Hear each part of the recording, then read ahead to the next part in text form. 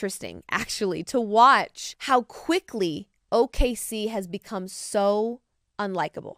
I would argue, again, maybe take this with a grain of salt because I am a Denver Nuggets fan myself. I would argue OKC is definitely a contender in being the most unlikable team in the NBA. Yeah. Another thing that I don't see enough people talking about when it comes to OKC is the maturity. There's a complete and utter lack of maturity there. And honestly, I love it when the athletes can have fun, let loose a little bit in a, on the court, in an interview after the game, the water's splashing. Like, that doesn't bother me, right? That doesn't bother me. But there's a certain limit to it, I think, where it kind of, I feel like with OKC, I kind of want to be like, act like you've been here before, right? Like, if you really are the champion, the current NBA champion, which they are, as it stands until we get a new winner. They're currently the NBA champions, and they just kind of act like they've never been good before. It's like every game they win, it's like the first time they've won. I saw, though, a clip of an interview being conducted after a game with OKC, and the sweaty headband being removed off of Alex Caruso's bald, sweaty head and being placed on the reporter's head mid-interview. And in the background, the snickering and the chuckling as if we're like 5 years old and this is the first time we've won a basketball game. There is just something so unprofessional about OKC, dare I say. I guess what I hate the most about Lu Dort is that after performing Muay Thai, grappling techniques, and the submission attempts in a nationally televised NBA game, the nigga is gonna go to a podium, talk to camera people and reporters, and pretend like he didn't do the shit he just did. That, we get it. Lu Dort on your team, you love him. Lu Dort on somebody else's team, you want that nigga sent to Israel. Because, number one, the nigga he's a linebacker cosplaying as a two-guard, right? The nigga plays basketball violently on the defensive end. And that's not a good thing because he's not necessarily locking people up. He's physically suggesting that you can't go the direction that you want to go. Like, he's fouling you until you're convinced to pass the ball. And that shit is insanity to me because that's not how defense is played, my nigga. And he has this defensive label from OKC fans that just completely, it almost drops my brain cell count to think that there are human beings out there that think that this nigga is first team all defense. With that nigga is trash. He's so far, but Caruso is better than him. Casey Wallace is better than him. Fuck Jalen Wood. Shea is a better perimeter defender than that man. Stop the shenanigans, bro. Lu Dort is ass. The NBA needs to put the entire marketing machine behind the Oklahoma City Thunder. They are the face of the NBA. The whole team is so native to TikTok and today's social media landscape. The way they always do their post-game interviews together, usually the person who played the best or had a big moment is going to do the post-game interview by themselves so they get their little moment to shine. They always all stand around each other and do it together. And they always fuck with their interviewer, their home interviewer. I think his name is Nick Gallo. Spots, just trying to get better. It's a five-guy thing on defense. And, in that third quarter is when you guys really created the separation that you needed. Putting this jacket on him is so funny to me. And the fact that Jared McCain, Mr. TikTok, he paints his nails, he's very, native to today. He's just so at home with OKC. Alex Caruso, Lakers fans loved him down. And you can't forget about Asian Duke Dennis. Asian Duke Dennis is a cornerstone to this franchise. The fact that the Thunder had some of the best players in NBA history come through their doors. And these guys were the ones to bring a championship home to OKC. So now there's no pressure. Now all of their happiness and joy is like justified. They can do whatever the fuck they want. They're the only team that seems to actually enjoy basketball and not take it that fucking serious. It's very serious to the NBA, but you get what I mean. Have the Thunder officially become villains? Did this happen? Are we here? I'll give you some of the case, and then you tell me. All the picks that they have. The fact that they're successful, but then have this war chest too. Sam Presti, how everybody else in the league now is mad at Sam Presti for a variety of reasons, including that he's now anti-tanking when he used to be pro-tanking. All the foul baiting, especially from SGA. That's became a thing this year. The boring commercials, just bad commercials starring the OKC people. I don't think people like that. Stole the team from Seattle has to be mentioned. Wow, and then, you want to go all in. And then the coup de grace, Lu Dort. That was the dirtiest thing anyone did this year. It was inexcusable. I can't believe he did it. Those eyes will live on forever. I mean, that is an all-time meme, whatever. Like those eyes, I don't look at the first beer after trade deadline with the intensity that Nikola Jokic stared at Lu Dort with, like in Big J. I mean, that was a lusty, aggressive stare. Are they villains? I mean, I think villains are great for the NBA. I would love to see them lean in. That's why I brought this up. They kind of villains. need an identity, right? Remember last year, we were like, how do we talk about these guys? They just play hard. They all like each other. They're leaning into their inner villain. To squeeze this video in this morning. So it's been a lot of complaints.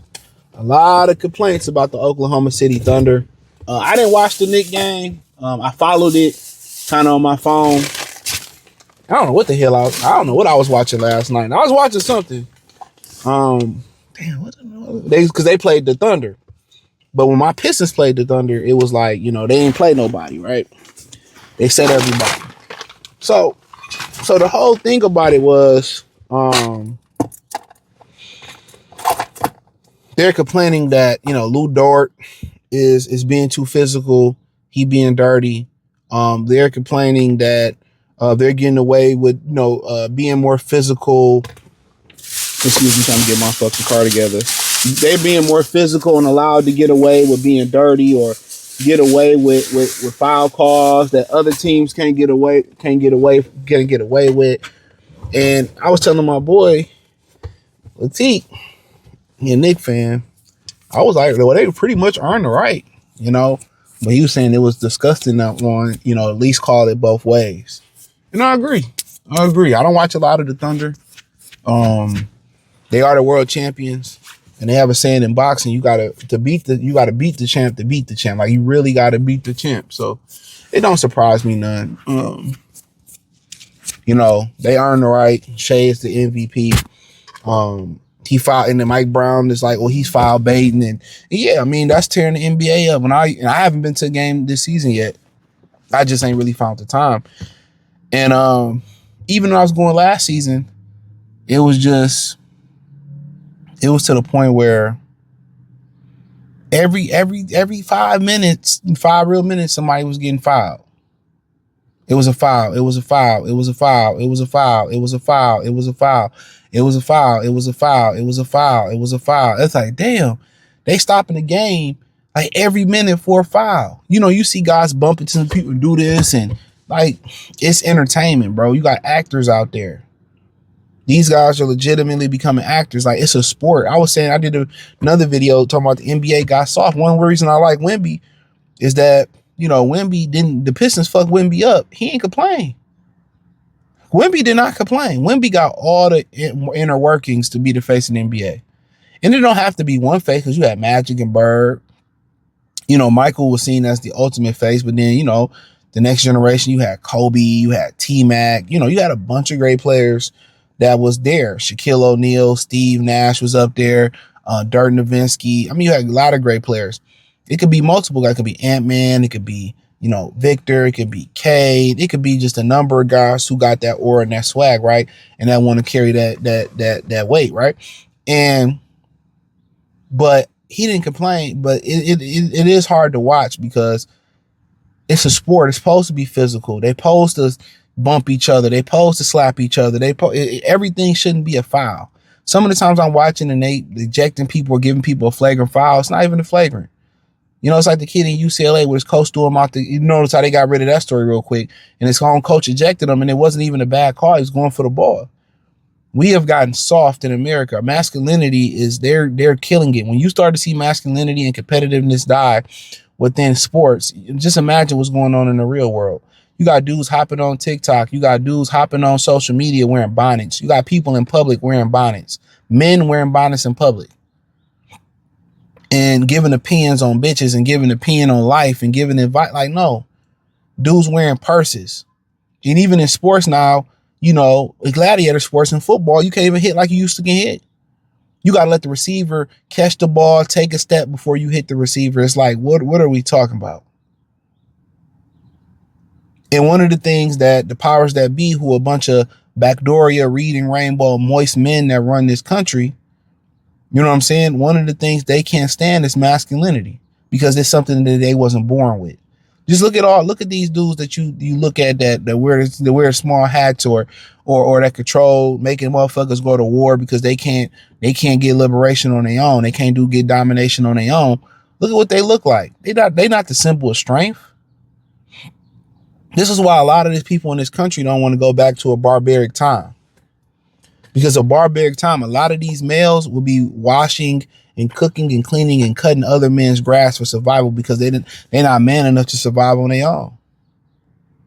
And now these very same people are emasculating us through sports. Like, no, physicality, hacking, fouling, fighting, showing emotion after scoring, you know what I'm saying? Talking shit, that's part of the game. That's part of sports. Everything is a bump. Oh, foul. And they thought nobody want to watch that. And the fans are speaking loud, proud, and clear. Nobody wants to see it. Hate to let them know that nobody wants to see it. We want to see real physicality. We want to see real sport. We want to see a real foul. Not just you run into them, you throw your hands up. So I agree with the Knicks fans. I agree with the other NBA fans. And that's why nobody watch. It's a foul shooting contest. It's a contest of femininity where these dudes are crying to the refs. They're, flaking for fouls.